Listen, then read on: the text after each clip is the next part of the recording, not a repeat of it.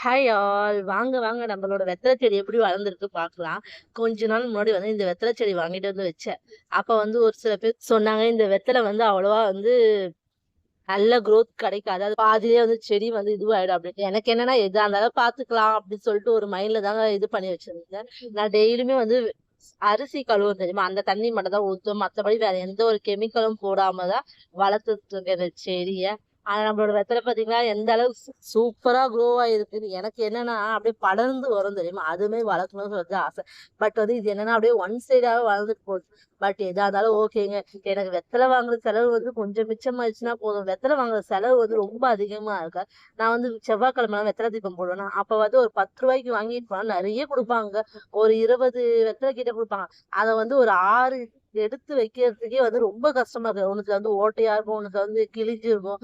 அதனாலயே ரொம்ப ரொம்ப ஆசையோட இந்த வெத்தல செடி வளர்த்துட்டு இருக்கேன். இது எப்படி வளருது பார்க்கலாம். வாங்க இன்னைக்கு நம்ம வீட்ல லஞ்ச் என்னன்னு பார்க்கலாம். சாதம் வடிச்சுட்டு தக்காளி தொக்கு வச்சிருந்தேன். தக்காளி தொக்கு வந்து கொஞ்சமா வச்சிருந்தேன். அதுக்கப்புறம் வந்து பீட்ரூட் பொரிச்சுட்டு 2 முட்டை மட்டும் பாயில் பண்ணி வச்சிருந்தேங்க. இன்னைக்கு நம்ம வீட்ல லஞ்ச் இதுதான்.